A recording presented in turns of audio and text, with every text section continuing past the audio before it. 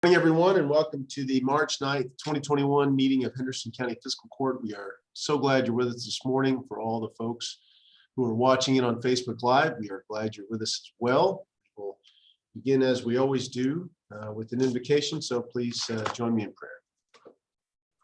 Dear Heavenly Father, please look over this body as we make decisions for the good of our county. Please bless us with the wisdom to do what's right, make the best decisions we can. Please look over our community as we continue to deal with the global pandemic. Help the people who have received the vaccine get the full benefit of that, and help those who have not yet been able to take advantage. Please watch over our first responders and our men and women in uniform, all of our healthcare professionals, and also our military personnel serving here and overseas. We say all these things in Christ's name. Amen. Amen. Please join me in the Pledge of Allegiance. Pledge allegiance. Pledge allegiance to the flag, to the of the flag, United States of America, to the republic for which it for which stands, it stands, one nation, one nation, under God, indivisible, indivisible, with with liberty liberty and and justice. justice for all. Okay, thank you. Mr. Clerk, would you please call the roll?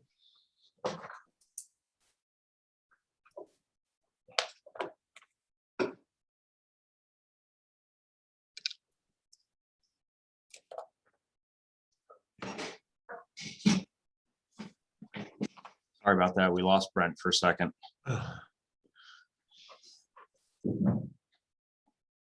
Manager Southern. Here. Manager McCollum. He's here. Manager Putman. Here. Manager Moran. Here. Manager Berry. Here. Manager McCollum. Here. Thank you. Thank you. You have before you the minutes of the February 23rd, 2021 fiscal court meeting. After a period of review, I'll entertain the motion to approve those. I move we accept. Second. We have a motion by Master Moran, a second by Master Berry. Any other questions, clarifications, corrections, additions?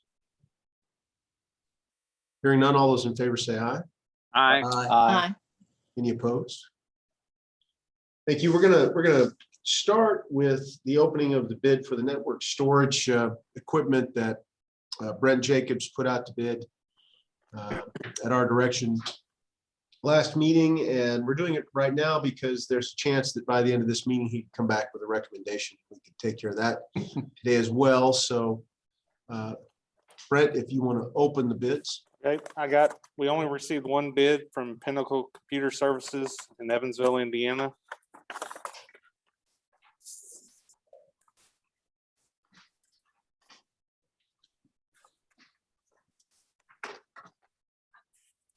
Did you ever get that agreement?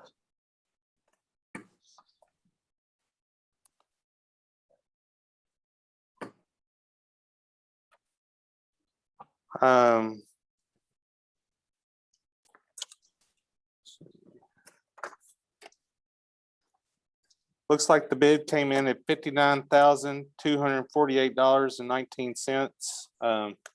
Let me review this while y'all are proceeding and come back to me later. Okay, that's what we'll do. Probably just before when we start good to the county, Brad, I'll give you a holler and we can make a decision if you feel comfortable with Okay, sounds good. Thanks. it. We need to go into public hearing as part of the process for receiving a recreational trails program grant.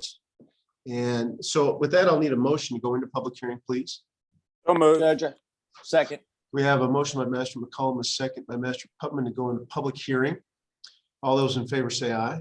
Aye. Any opposed?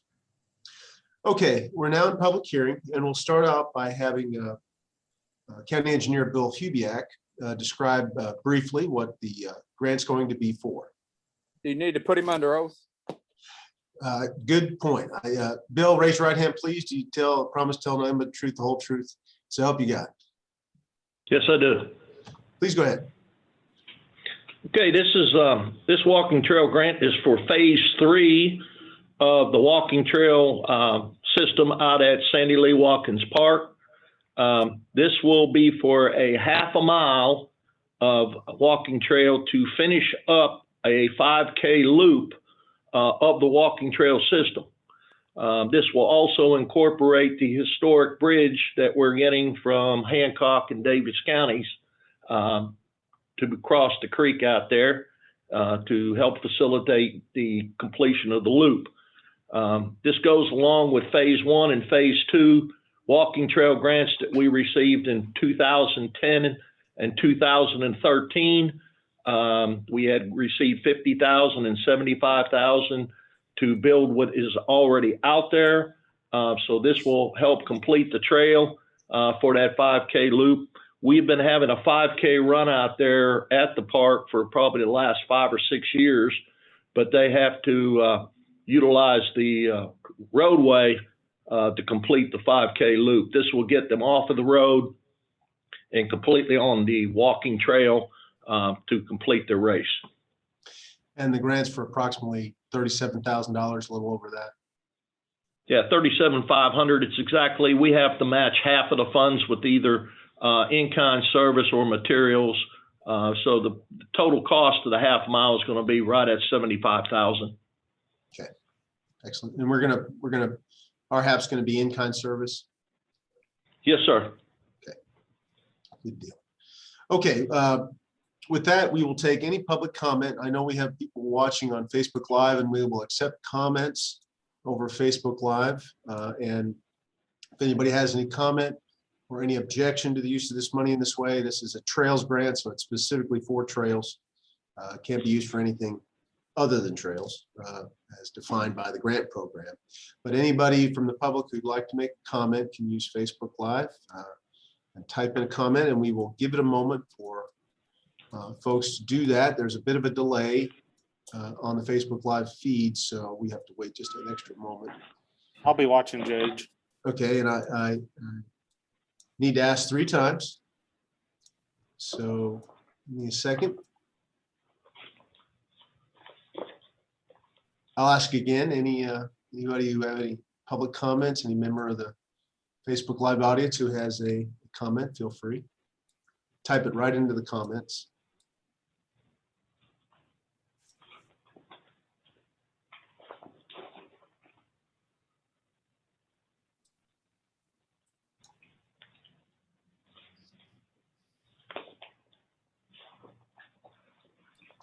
Okay, I'll ask one more time. If anybody has a comment on this grant, I'd love to hear from you.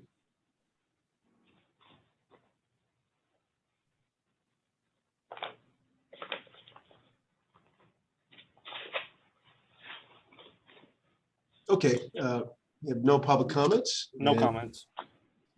with that, I will I'd like a motion to go out. It does look like we did just receive one comment.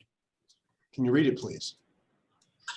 It is from Donna B. Stinnett. It says, "The walking trails at Sandy Lake Watkins Park are a great treasure." I agree.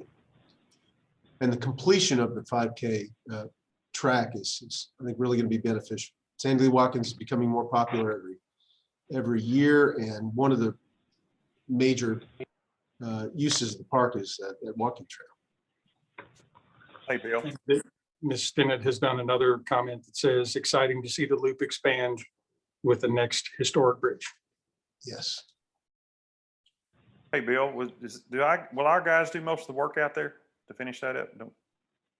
Yes, Master Barry, our people will basically grade off the roadway. We will utilize our manpower and equipment to lay down the subgrade rock, which will be crushed concrete that we already have out there. And then we will be contracted out to put the bituminous concrete overlay. That'll be done by our successful bidder of asphalt this year, which is Jaegers out of Owensboro. Okay, thank you. Sounds good. Any other comments in the Facebook Live? Judge Alex Caudle says, "Congratulations, Judge, Mr. Hubiak, and all involved in getting this grant." Thanks to DLG and KYTC for offering.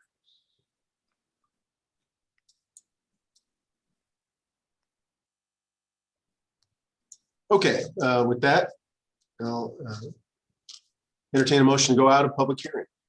So moved. Second. We have a motion by Master Barry, second by Master Putman. All those in favor say aye. Aye. Any opposed? And again, I'm glad Alex made a comment. Thanks to DLG and the governor's office and KYTC, which I believe oversees that program. We're making it available and we will put it to good use. In your packets, ladies and gentlemen, there's a letter which basically offers our support for Henderson Economic Development's current capital campaign. If you read the letter, it reiterates the fact that we budget for contributions to organizations such as economic development year after year, year by year.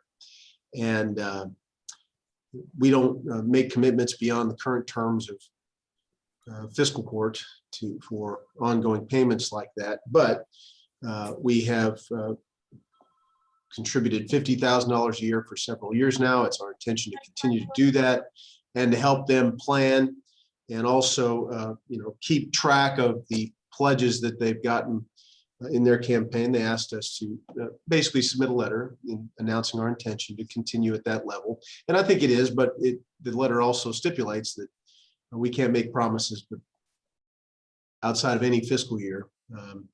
So to help them and to see to that request, we submitted the letter that's in your packet. Any questions about that? And I'd like to get a voice vote just to go ahead and submit that letter to Henderson Economic Development for their capital campaign. I move to approve. Second. We have a motion by Master Putman, a second by Master Moran. Any other questions about that? Thanks. All those in favor say aye. Aye. Aye. Any opposed?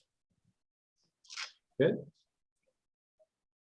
We have two resolutions involving the Warm Center and the Green River Area Development District and the CDBG grant that the Warm Center gets every year from a pool of CDBG funds that are reserved for recovery and rehabilitation centers. And they've taken advantage of this for many, many years.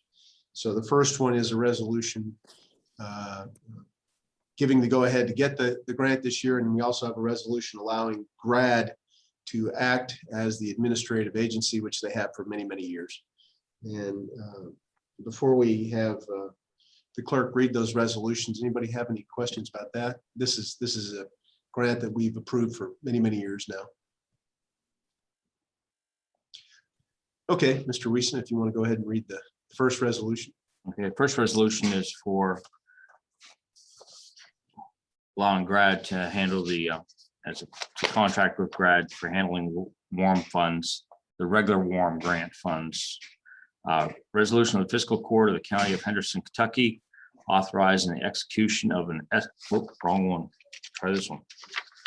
Resolution approving contract for professional services with the Green River Area Development District for Women's Addiction Recovery Manor Project 20001 Community Development Block Grant. Whereas the Community Development Block Grant program requires that a community receiving CDBG funds sign a contract for professional services for technical assistance. And whereas the contract for professional services must be outlined the process by which a CBD project is administered. And whereas the Commonwealth of Kentucky Department for Local Government has awarded a community development block grant to the Henderson County Fiscal Court for Women's Addiction Recovery Manor Project 20001. And whereas the Green River Area Development District has chosen to administer the Henderson County Fiscal Court CDBG project.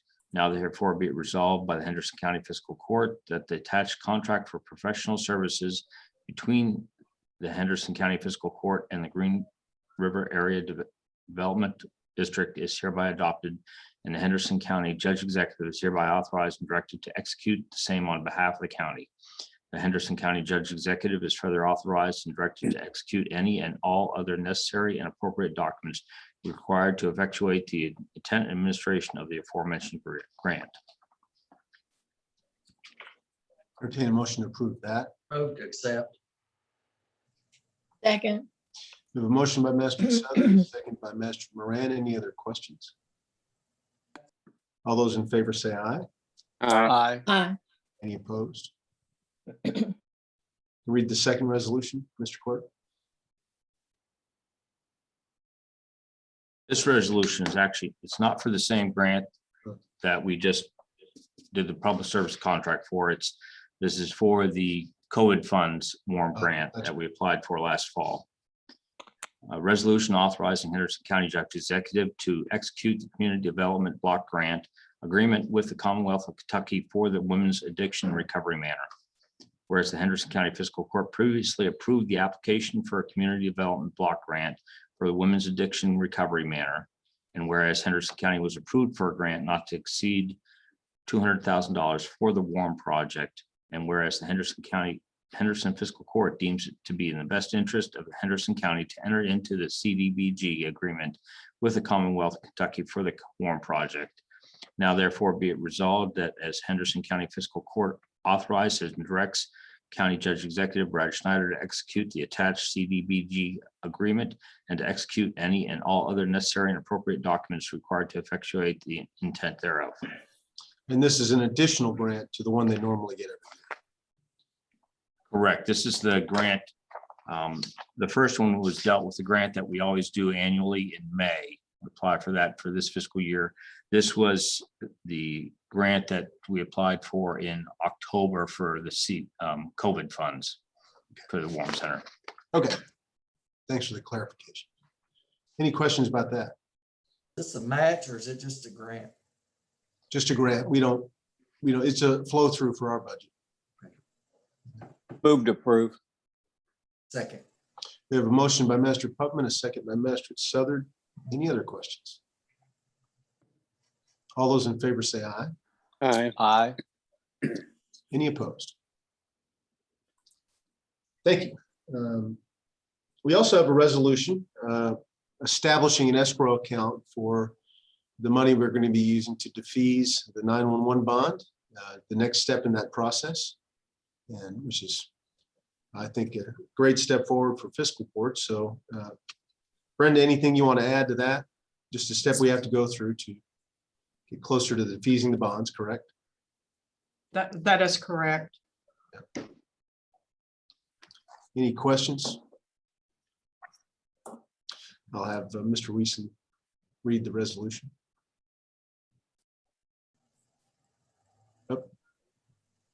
Would the court be all right with just reading the synopsis of this, Mr. Gold? It is, since it was distributed and has a specific title that lines it out, the court could choose to hear it by synopsis rather than in its entirety. I have no objection. I'm good. I'm good. Also, Just read the summary then. Thank you. Resolution of the Fiscal Court of the County of Henderson, Kentucky, authorizing the execution of an escrow agreement to provide for the cash defeasance of the outstanding County of Henderson, Kentucky general obligation bonds, Series 2015, authorizing and ratifying the purchase of certain government securities to provide sufficient funds to defease said bonds, and the taking of any other necessary action to effectuate the purposes of this resolution thereof. Motion to approve that. So moved. Second. We have a motion by Master McCollum, a second by Master Barry. Any other comments or questions? All those in favor say aye. Aye. Aye. Any opposed? Thank you. We will keep you posted on the defeasance process. I believe the securities that are bought to establish the escrow account, begin paying off the funds, will happen in April, and it will be off our books. Round of applause there. Yes, absolutely. And moving on. Okay, there are two policy changes being recommended by the jail for their policy manual. They're both in your packet. I think one has to do with mail policy and the other with use of force policies. And the jailer, I believe, is in a meeting over some legal matters, and in her stead is Lori Quarles from her office. And Lori, I was going to ask the jailer if she wanted to brief the court on these two changes. Did she give you the notice maybe to provide some of that information to the court?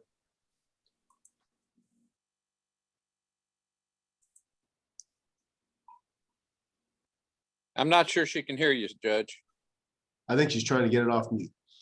Oh, Lori, bottom left corner of the screen, you'll see a little microphone. Click on it.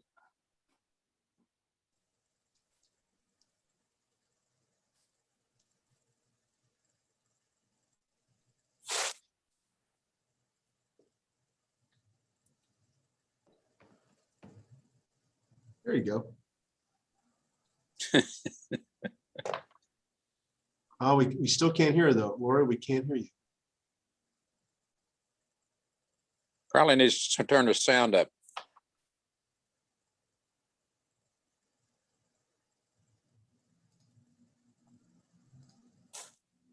Lori, click the little arrow beside the mute and make sure you pick, I think, integrated webcam for audio.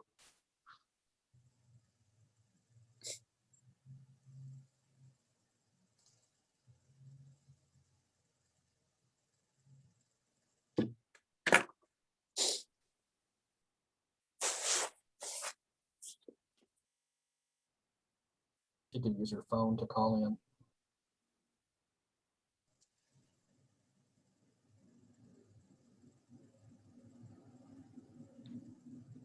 I tell you what, let's do, Lori, is why don't you leave the meeting and then come back in the meeting, and when you get prompted to connect with internet audio, make sure you hit that, and I think it'll work.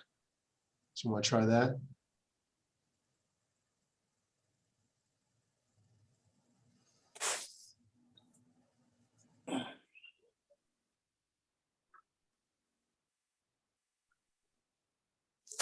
Lori, you want to try exiting the meeting and coming back in?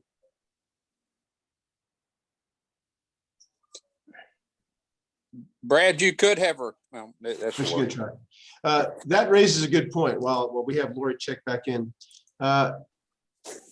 If it please the court, I would like to strongly consider getting back to in-person meetings in April.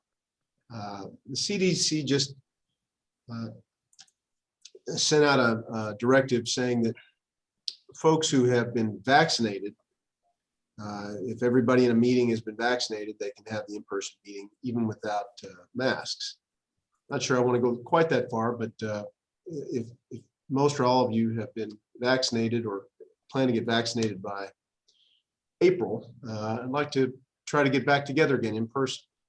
We don't have to decide that now, but if you want to send me your thoughts in the next couple of days, I'd appreciate it. Brad, I'll be available after the 16th Of April? of April. Yeah. Okay, all right. I second shot on the 2nd. You're supposed to wait 2 weeks after that. Gotcha. Okay. All right. Well, that's good to know. Laura, are you with us? Yes, can you hear me now? Yes. Okay, yay.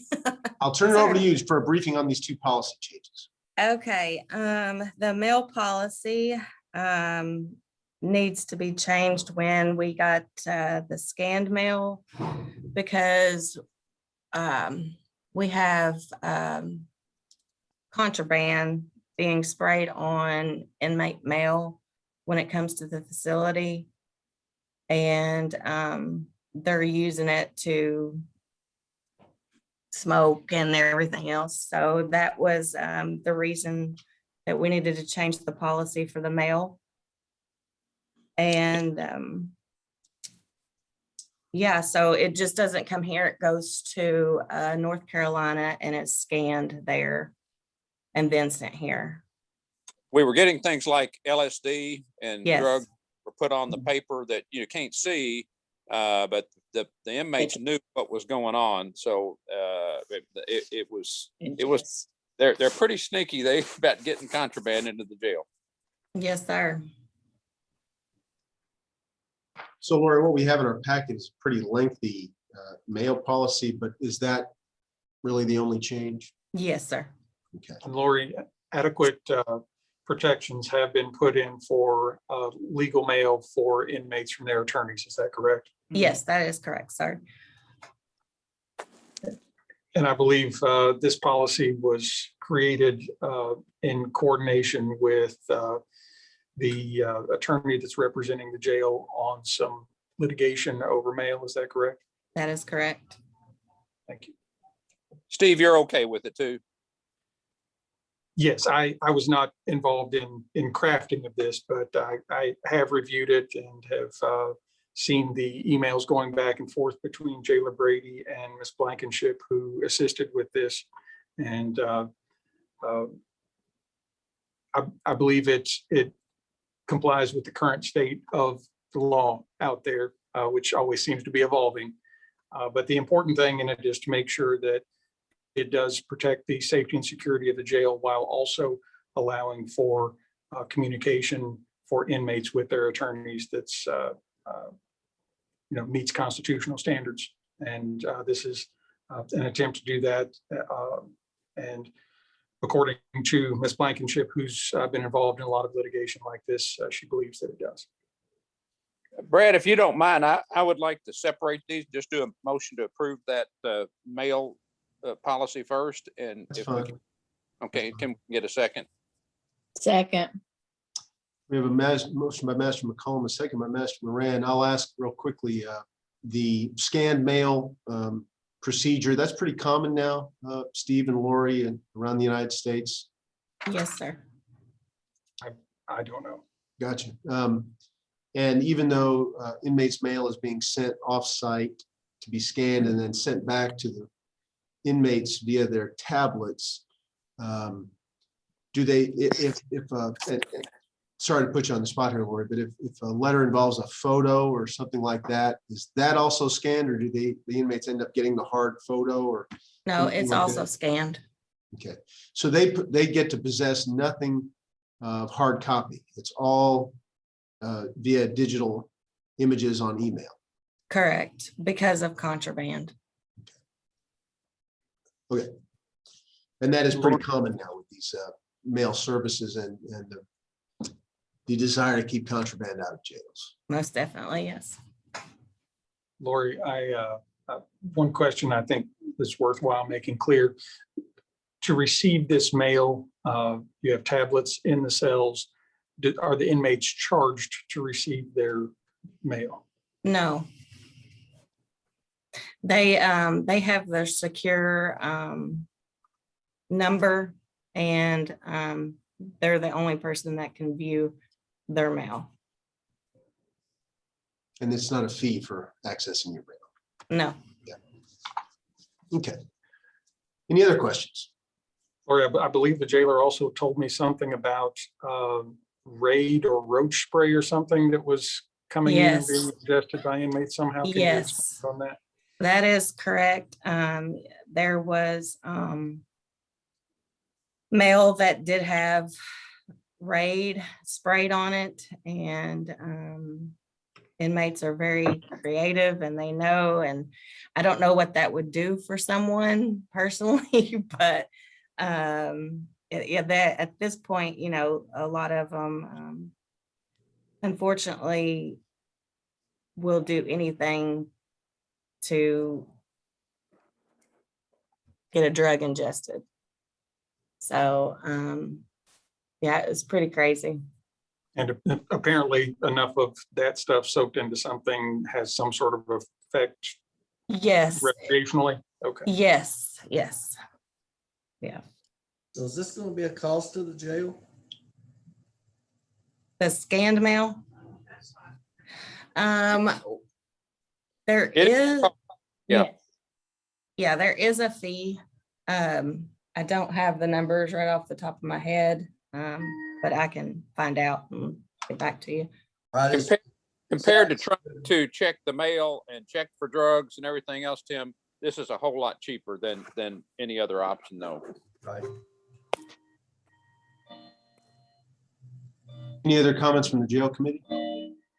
No. Okay, we have a motion and a second. If there are no other questions, all those in favor say aye. I Aye. Any opposed? Okay, on to the next one. What are your notes? Tell us about the use of force policy, Lori. Okay, so the use of force policy is combined into one, and it shows the different levels of force of what's required. The only thing new is the glove. It's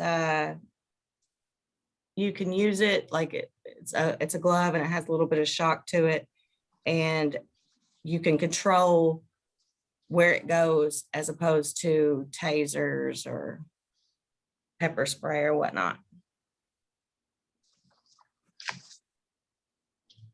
Looking real quickly to make sure.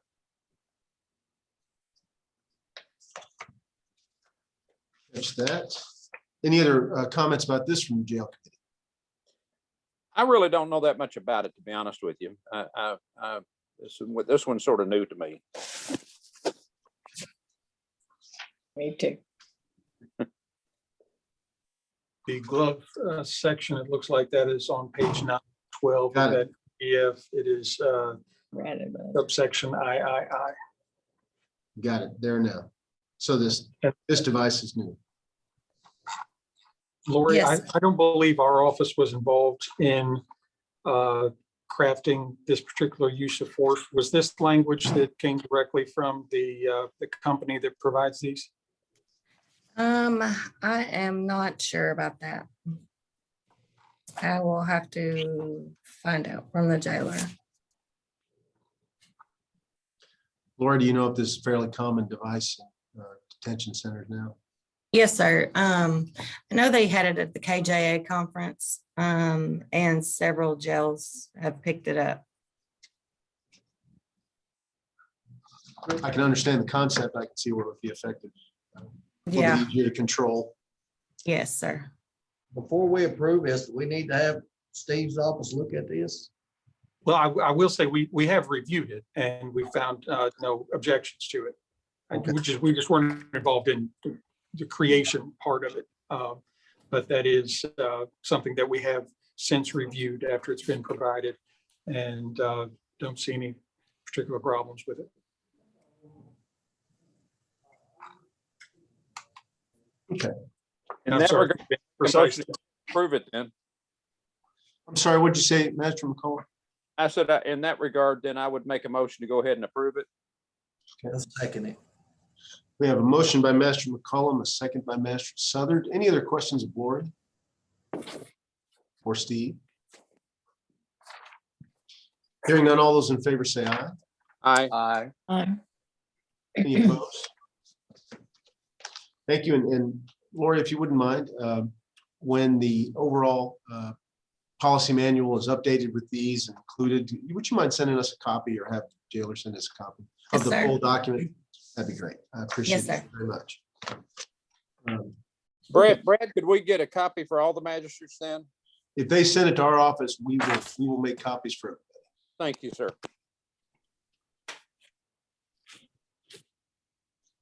Okay, thank you. Judge, if I may, on that note, while Lori is still on, Lori, I know there's a policy and procedure manual that you all have had and been operating under for quite a while.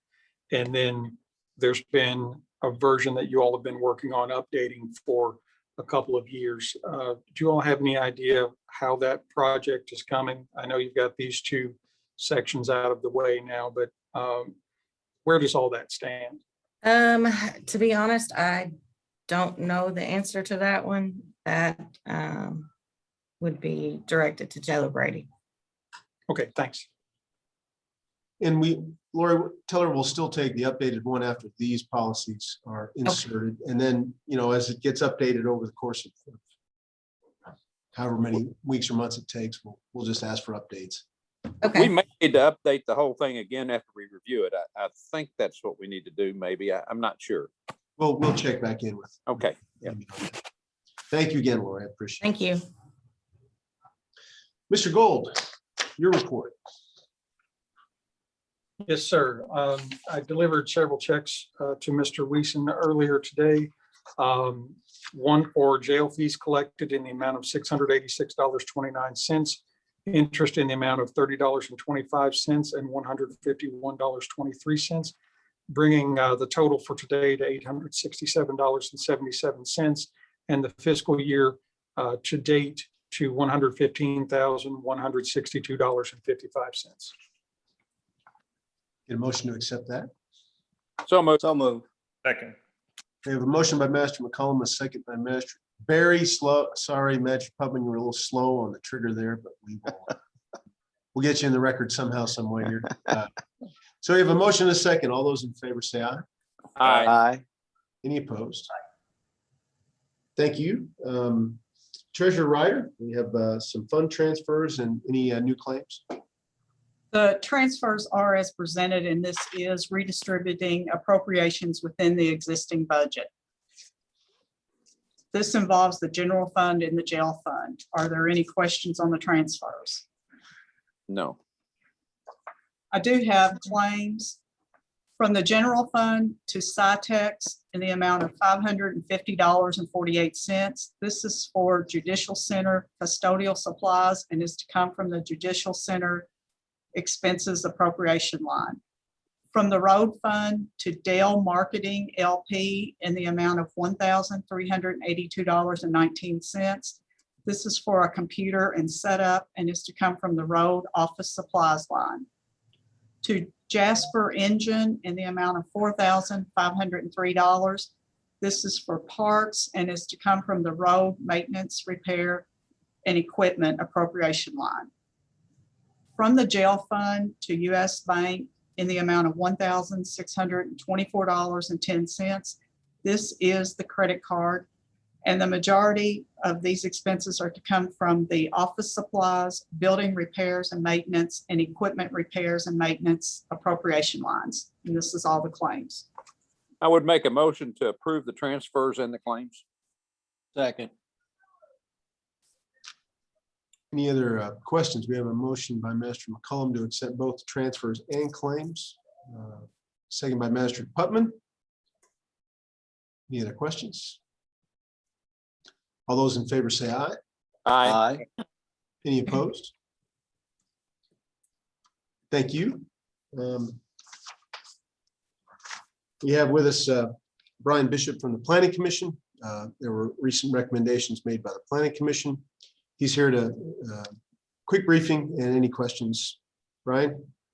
Thanks, Judge. We had a total of 3 rezonings at the Planning Commission's last meeting, 2 of which are going to be for our larger solar farm project. That project, when it's done, will be roughly 530 acres. You guys may remember that the county recently agreed to update the zoning ordinance, which allowed these large solar projects in the agricultural zone, excuse me. So what we did was we had a rezoning from industrial to agricultural, and then we had a rezoning from R1 to agricultural. It's hard to say today for some reason. So that way that these solar projects can come back to the Planning Commission via a site plan approval, which we anticipate to happen next month. Now, a reminder that once these recommendations are made to fiscal court, to have them approved, we do not do anything. We only take votes if we plan to pull the projects from the Planning Commission and make our own decisions. Correct. But The county has adopted KRS statute 2111, which is the alternative zoning procedure, which if there are no objections from the public, an aggrieved party, I believe is the term that's used, or the fiscal court, in this case, wants to review themselves and hold their own public hearing, it is automatically done within 21 days. any other questions specifically of Mr. Bishop about the recommendation?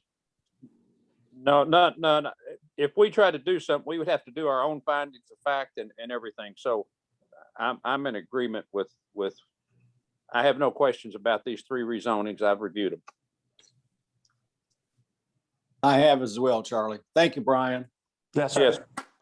Thank you very much, Brian. With that, we'll go to good of the county. I know the sheriff is with us. Sheriff Brady, anything you'd like to add for good of the county? Judge, we got good news from the academy. We've got several new hires waiting to go to the academy. We thought it was going to be about July before they got to go. We found out 2 of them are going to get to start next month. Oh, fantastic. That Great. speeds up our process a little bit. And we were lucky enough also a few weeks ago to get a lateral transfer from an adjoining county, which we didn't expect, and that's helping out tremendously also. So some hopeful news there, and everybody's just doing their job and trying to do the best they can. Excellent. That is good news. Thank you. Hey, Sheriff, Yes. are you gonna, or I guess in the future, I don't know, near future, what, will you be looking at another K-9? Possibly. We have had, we're in some light discussions now with someone who wants to supply us with the K-9. They want to purchase it for us, but we don't have enough personnel to allow them to go away to training right now. Sure. So as soon as we get some people out of the academy where we can answer our regular calls, we'd be in a better position then to allow someone. It takes pretty extensive training because of liability issues. And at this point, we just don't have anybody we can do without. But in the near future, if the offer stands to purchase this K-9, we'd certainly be interested in that. Sure. Okay, thanks. Thank you, Ed. Henderson County EMA Director, Kenny Garrett. See you're with us, pull you in. Any updates? We've had some high water, but it looks like it's not going to get any higher. Is that still the case? As of now, yes, it looks really good unless something changes. We have crested and it looks like we're on the way down. So I've spent the last couple of weeks doing some drone flights, just trying to document what has happened.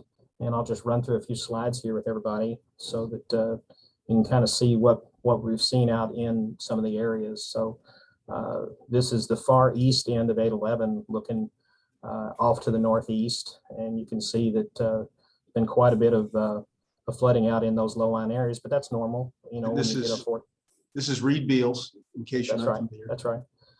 So when you get a 44-foot flood, which is where we're at, that's what happens. So let me get on that screen.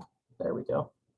This is obviously it's a Spotsville Bluff City Road, which is coming off of the Lick Creek, which is coming off of the Green River. And you can see there over here where it's actually come across the roadway. So County Road Department had to go out and shut down that road for us. And while I was out there that day, there were a number of cars driving through, but they know the area and you know, that's what's going to happen. So this is a thermal image of the same picture. So the drone can actually look at thermal, and you can see the hotter areas and the cooler areas along through there. So that's kind of cool when we're dealing with search and rescue and house fires and things like that.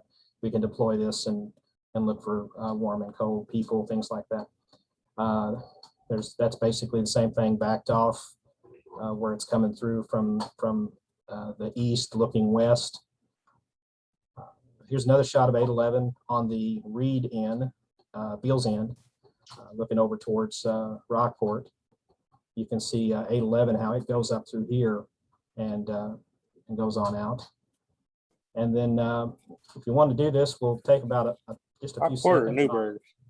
What's that? Is that Newburgh or Rockport? Newburgh, my fault. Oh, okay. Thank you. Okay, and this is just a quick little, I'm going to run up on this and I won't go through the whole thing, but this is a flight out at the very end of 136. Just kind of go up here just real quick and show you some of the flooding from about 400 feet. So once we get up, I'll kind of pan around and show you Henderson and Evansville, and they'll be off on the horizon, of course. But you'll get a feel for the flooding coming off the Ohio River and how that affects this area. This was a you know, depending on who you talk to, it was a low end to moderate flood. We see this a lot.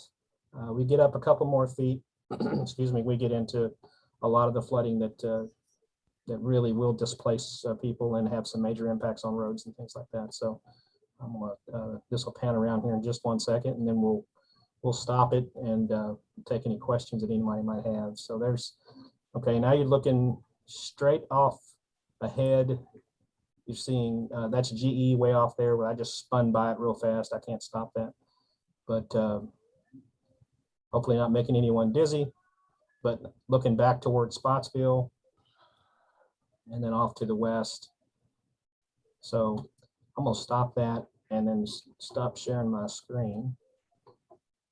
And so I've got a whole bunch of video, a whole bunch of documentation for all of the various things we've had, including the flash flooding that went on along I-69 and all out in that area. I've got all that documented too. So we can start putting together some good planning ideas and things like that moving forward. And the judge and I have already worked on some of that stuff.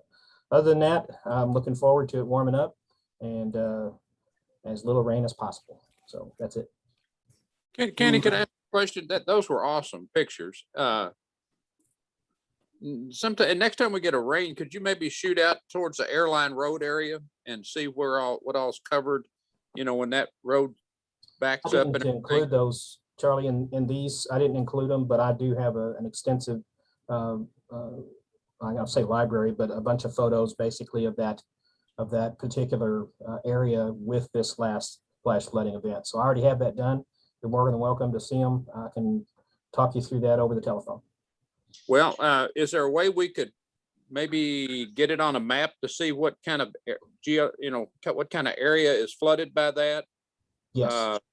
I think the math would be pretty simple. I mean, we've had a lot of things said about the berms that were out there on some of the farms. And I think that, I mean, I'd like to do the math myself so I could just, but if you look at the whole area, and then you could see how much water volume is being displaced by the berms. Right. You could figure out exactly how much those berms are causing the additional thing to go up. I think it's going to end up being minuscule amount of, maybe a quarter of an inch, half inch, something like that. They do have an effect on it, but I think we've got the wrong perception that those berms are causing the problem.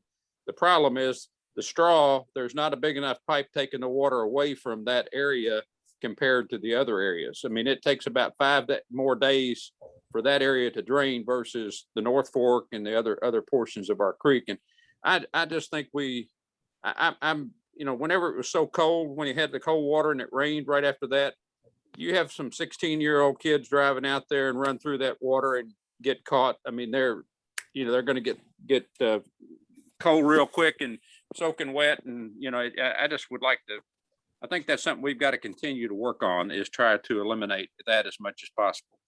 I'll touch on that.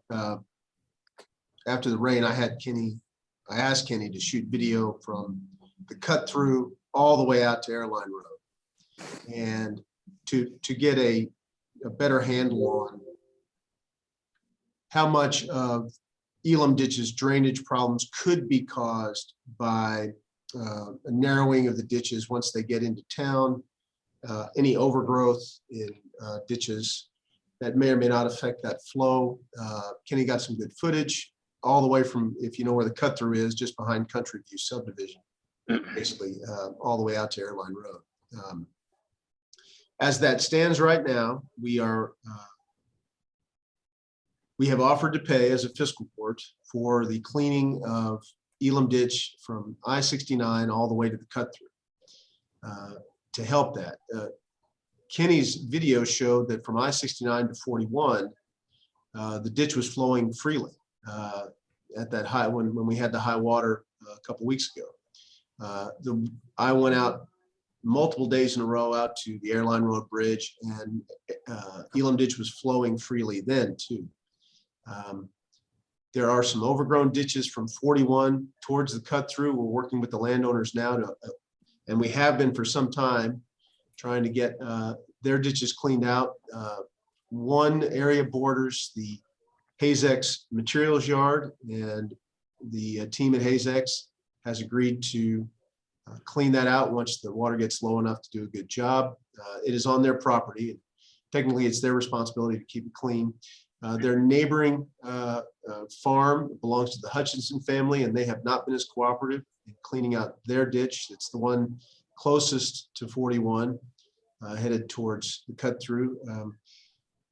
multiple entities have asked the Hutchinsons to either allow us to do it or to have it done themselves. I talked to Mrs. Hutchinson myself and reminded her that the county is willing to pay for this. This is what Kenny's showing you now is Elam Ditch looking back. He's almost hovering over 425 and looking back towards I-69. Elam Ditch is on the right, and you can see it's free and clear and flowing.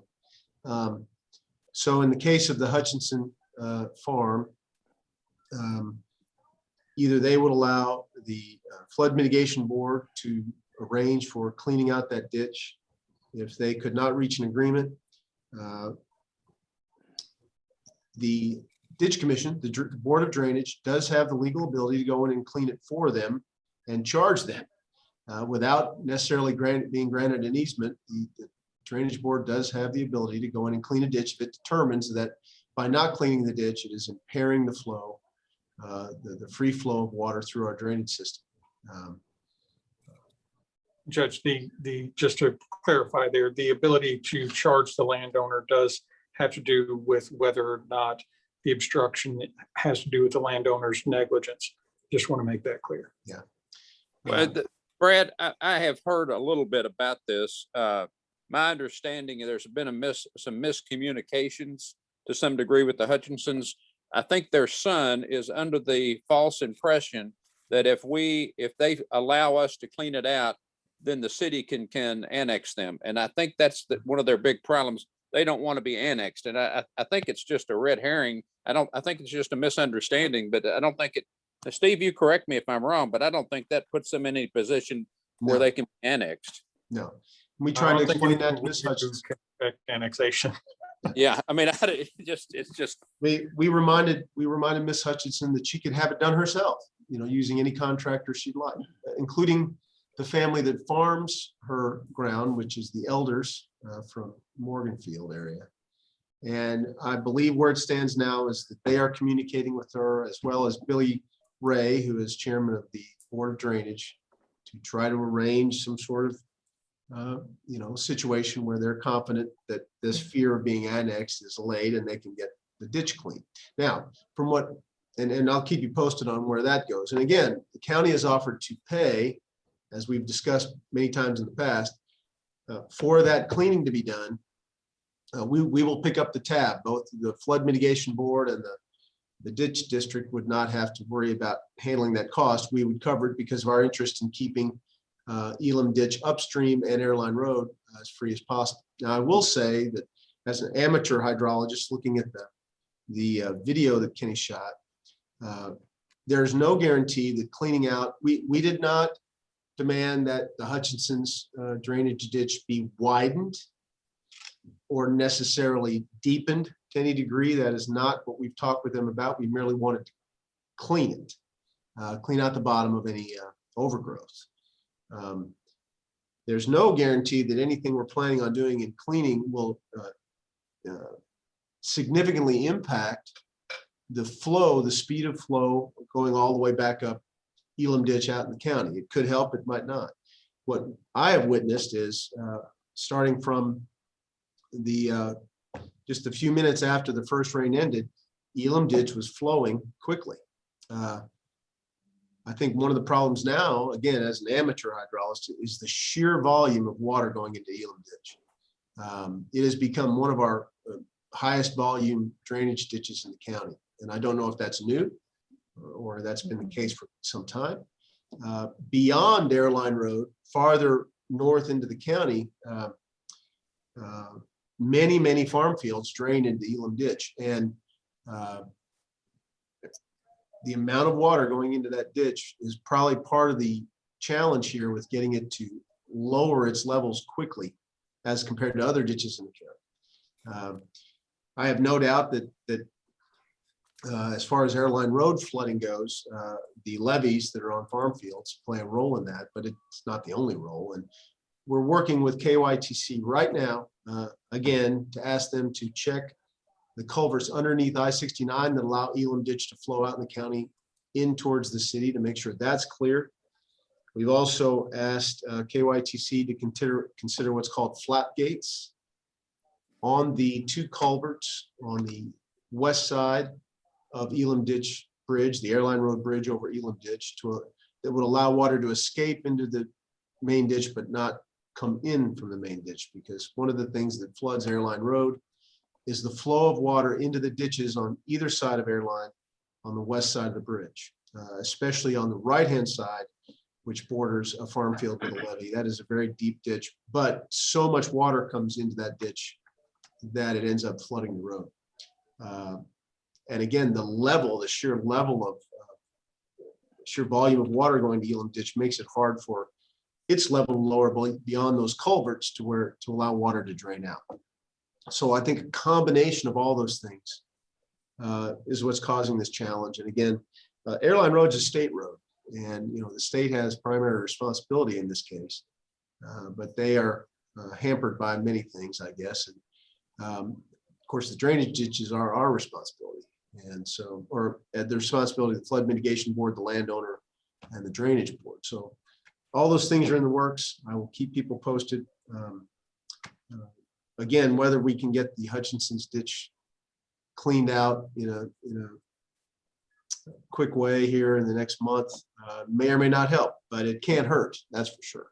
And keeping overgrown ditches clean is always a good idea. Anybody ever have any questions about that? Kenny, anything I said that didn't jive with what we talked about before? No, sir, I think I'm okay. Everything's good. Judge, have we looked at, I mean, we're talking about paying for having the ditches dug out. Have we looked at maybe getting an engineer or hydrologist or whatever? I mean, I farm and I feel like I could drain the world if I had the right equipment.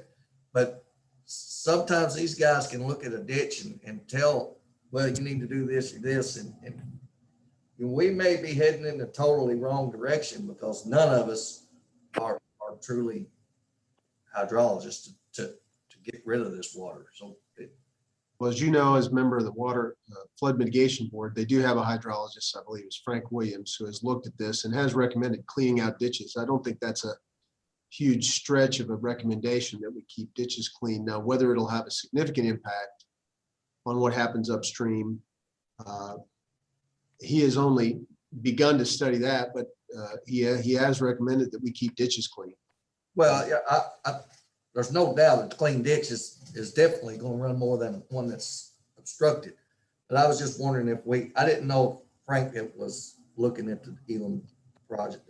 I think that'd be a great question for the Flood Mitigation Board. He's under contract to them and has been paid quite a bit of money to examine Elam. I think come out with 2 different studies. I do think if you can report back to the court from the next Flood Mitigation Board meeting after that question, that'd be valuable. I will. Magistrate Southern, the Flood Mitigation Board, Mr. Williams has been done many studies, and the cleaning that he's recommended and widening has improved a lot of our situation. But unfortunately, it's very hard to drain the flat land. In the areas where our flooding is, there is very little fall, as you well know, dealing with Canoe Creek where it winds through the city. And, it's very difficult. He did the study out there at the airport in the Geneva area. You should be very well familiar with the problems we have out there. It's just really difficult to move the water when it has no fall. I agree. And I just, I didn't know if Frank had looked at that. I'm on the mitigation board, but I didn't know that if he had been looking at Elam or not. I know he has been on the cut through, but talking about on the upstream. It's important to mention the cut through project for those of you who might not be familiar. It's a large retention and detention channel built from just beyond the Hazelwood's yard at Hazex, all the way over to Sellers Ditch on the opposite side of Freetown Road, which is at the southern end of Country View, with the entire intention of trying to slow down the amount of water that was flowing from out in the county into Canoe Creek. Charlie mentioned this, the narrowing of the funnel, making it hard to drain, the cut-through project has shown that in the last couple months with these rains has shown how much water can be redirected into it to manage the flow into Canoe Creek so it flows more evenly and doesn't get backed up. And with this last event, I drove over to the Freetown Road Bridge over the cut-through, and the cut-through was filled to the brim as well. So that's the kind of an indication of how much rain we had during those couple days. It was quite a bit. And you combine that with the saturated ground from the snow the week before, and it just made for a tough situation in trying to keep all that water out of our drainage system. It just went directly into it. And Elam Ditch was one of the fullest of all our reservoirs or all of our ditches. We're on that. We're working with both the drainage board through Buzzy Newman especially, who's been working with the Hutchinson, Frank Williams, and also Billy Ray with the drainage board. So stay tuned on that. We're trying our best. Brad, that cut through really is awesome. I mean, I was really, I saw it. It's impressive, I think. I mean, and I think it really helped Country View, that area too. So yeah, it seems to have, yeah, it really does seems to have helped. I think getting the water way quicker.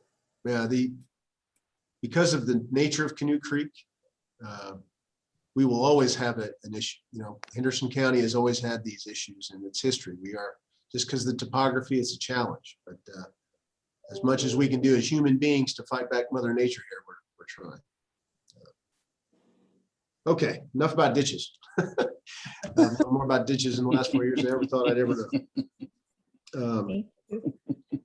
Before we let's go to any more. We have our coroner, Bruce Farmer. Bruce, I know you gave me an update saying that you worked out the answering service issue with the hospital. We continue to do that for a small fee, and you are wrapping up hopefully negotiations for rental of your space out at the hospital. Anything else you want to add to that? No, sir. I'm meeting with them again after a while, and hopefully we can bring this thing to a conclusion. Okay. The one thing I did want to say to everybody who's out there, everybody's reading and hearing a lot of things about COVID. And like I said, anybody who hadn't had their shot, please get your shot. You know, that it does come into effect. We are going to be wearing masks still for a while in groups, and we want everybody to be safe. Henderson County is starting to turn around and do better, and we want to keep on that progress. The state as a whole is even coming down. So, I mean, we've been battling this thing for over a year, and we're going to get better, but everybody's got to help. That's the coroner saying that, so you know that's serious advice, ironically. So thank you. With that, we'll go to the good of the county. I've got a couple thoughts, but I'll wait till the end. So Master Barry. Excuse me, sir. Oh, I'm sorry, yes. Brent Jacobs recommendations. Oh, okay, gotcha. Brent, you have a recommendation? Yes, the bid we received from Pinnacle Computer Services meets all the requirements of the RFP. With the recommended equipment and some additional equipment they recommend, the bid comes to $60,728.19. And I would like the court's approval to purchase this. Make a motion to approve. Second. Motion by Master McCollum, second by Master Barry. We will be appropriating a transfer to cover this expense probably next meeting. Do that next time, but any other questions? We have a motion and a second, so all in favor say aye. Aye. Any opposed? Thank you. Good luck, Brent. Thank you. Okay, from sunny Florida, Master Barry, any thoughts for good of the county? I don't know what to say. That's the first. I got to go first. I'm blank. No. Thank you, Judge. Thank you, Judge. I'd like to just thank everybody and thank Kenny for all the updates on the water. Kenny, I had talked to you on the phone the other day, and I appreciate you talking to me on that and filling me in and all the aerial photos. That's really neat. As far as it goes, Judge, I don't have a lot in District 1. When the water goes down, I'm sure we're going to be busy, and looking forward to getting into that. Back, and I'll be back the 21st. So anybody needs to call me, feel free to. And with that, I think we're good in District 1 right now. Thank you. Thank you, Master Moran. I agree with him. I enjoyed the videos from the drone, and I'm so glad that that's being used to help the flooding problems, because I'm like the judge. I never thought I would know as much about.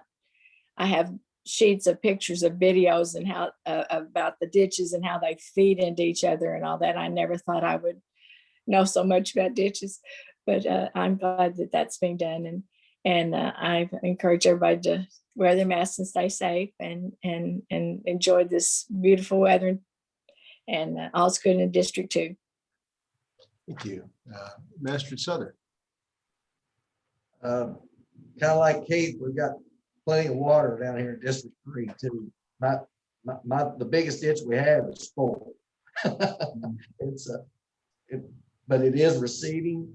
I think it's going to go up and go down pretty fast, so maybe we won't get a lot of damage on the roads, I'm hoping. And other than the river, all's good in District 3. Gotcha. Okay, Master Putman. Yeah, thank you, Judge. I'm just proud to say it's all good in the 4th. No flooding that I'm aware of. No ditch backing up. So, but all good, Judge. Thank you. Thank you, Master McCullum. Brad, the phone call you got, gave out my number. They wanted to talk to me. The reason they called, they live in Balmoral, and they had coyotes running down the middle of the street, and they are concerned for their children and their pets and things like that. I'm not sure what to do about it. I guess we can talk to the Humane Society but you can't shoot them inside the city limits. And this is partially on you too, Keith, I think, where you've got the back part and I've got the middle part or the front part. But hey, Charlie, can I throw in one thing? They had a meeting up there a couple of years ago, and Fish and Wildlife came and talked to. Everybody met at the church there and talked about all that. And from what I went to that meeting, but you're right, there's not a whole lot. I mean, they even trapped some up there and got rid of them, but they came right back. Different ones, obviously, but it is right. It's a problem. And I don't know what we need to do to get them to come back and trap some of them to diminish the population. Maybe I don't know. I mean, I know how Tim would handle it, but that. Oh yeah, we could work on that, but yeah, you can't do it up there. That's the problem.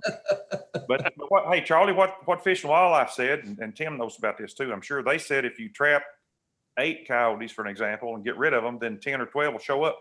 They said it's almost impossible. That's what they told people up there. So I don't know. You actually lose the dominancy. That they actually control their population themselves, and that's right. If you kill or catch the dominant male and female, then they all start breeding, and it makes your problem worse. Oh, yep. And nobody's figured that one out, but that's what they do. That's true. Yeah. And the Humane Society does not handle animal control. Does not deal with wild animals. This right. is Fish and Wildlife. Yeah. So it's a challenge. It certainly is a challenge. And seeing one in your neighborhood for the first time is always a shock. I grew up in the Southwest where they were commonplace. Coyotes were, you just made sure you didn't let your pet out or keep your trash cans covered, and they usually weren't a big deal. But I know it can be a bit of a shock if you see one walk by. And out in the county, they're considered pests. You can shoot them all you want, but not in the city. Okay. Other than that, I think it all is pretty well in the 5th. We're a little wet too, but I think we're doing well. And I'm really pleased with the way the COVID situation is going. It's all moving in a positive direction. And I just hope everybody will continue to socially distance to a degree and keep your hands washed and keep the mask on until this whole thing is over. I'm tired of sitting at home and not being able to go out to see my grandkids and do that thing. So I'm looking forward to the getting back in, having our court meetings in person. I miss it. So I thank everybody for all the hard work they've done. And Kenny, you and the coroner have really kept us up to date, and I appreciate it. Thank you. Thank you, Master McCullum. Along those lines, for any of the court members or people watching who haven't been vaccinated yet, it's much easier to get a vaccine now. Call the hospital, the health department. The 3 pharmacies I know in town that are available as vaccine sites are TNT Drugs, Walgreens, and Midway Pharmacy now in Eastgate Shopping Center. So should be able to get vaccine if you need one. I know there are certain age restrictions, but call ahead and see what's possible and you might be able to be vaccinated. Quick update on redistricting. We talked about this last meeting, and likely this week in the Senate, Kentucky Senate, they will pass a new law postponing redistricting for 1 year. Looks like the census data is not going to be available until September at the earliest. And that's if it actually happens. The federal government could punt it even farther down the road than that. And the redistricting really can't happen without that census information. And considering that filing for office begins in November and the problems that could cause if the redistricting wasn't complete yet, I think it's a sensible thing to do that they've moved the process back, or will move the process back to next year. Same schedule over the course of the 12 months, but it won't start until next year. So for all those folks who might have reached out to me or any of the magistrates about serving on the committee that we would have to set up the commission, it looks like we're going to have to wait a year on that. So the elections for next year will go off as normal. So the redistricting won't really affect magisterial districts until 2026, I believe. So those elections will be the first subject to the new lines. So you're telling us that we all have to run again, is that correct? I'm not telling you what to do. You always have that option, but the districts won't change. You'll still live in the 5th district, Manager McCollum, and everybody else will be in their same district. So okay, it's up to you. It's up to you entirely, obviously. But that hasn't reached the governor's desk yet, but it will pass the Senate because they have no other choice, to be honest. They really don't. So I want to thank everybody who sent in letters of support for the I-69 infra grant application, the federal grant. The I-69 bridge team from Kentucky is filing. If you haven't done that yet, I encourage you to. Every letter helps. Along those lines, House Bill 561, the gas tax bill. This is probably the last week anything can happen with that. We're at 5 days left in the session. Sal Santoro's bill, which would help everybody in Kentucky, every county, every city, every Kentucky citizen with a very small cost and a huge return, is still in limbo. In committee, I think Sal Santoro, the sponsor of the bill, is trying to figure out whether it'll get an honest hearing in the Senate. Many advocates are urging him to go ahead and bring it to the House floor if he can for a vote. He thinks he has the votes to pass it in the House and then put it in the Senate, and put some pressure on the Senate to take some action and not just, let the time run out on the session. The next 24 or 48 hours will be crucial. So be watching that if you are a fan of keeping close track of things that happen in Frankfurt. It is crunch time for that bill. And it's estimated that if they pass Sal Santoro's bill, it will mean an extra $300,000 or $400,000 a year for Henderson County to use to fix our roads, bridges, other infrastructure. So it's very significant, very meaningful for us as a county to keep our people safe on the roads. And if you've hit a pothole lately, and I sure have, that's what this is all about, among other things. And for anybody who hits a pothole in town or out in the county, damages your car, well, just remember what the General Assembly is thinking about doing right now. And that's where the problems can help be solved right there. So. Brad, that also helps the city gets some money out of it too. Not just absolutely. Yeah, not just the county. All right, the city too. Have you touched our senator? Is he supportive? I have reached out. I have not heard back definitively one way or the other, but I've reached out obviously to all of our representatives and senator. I encourage you to as well if you feel strongly about this.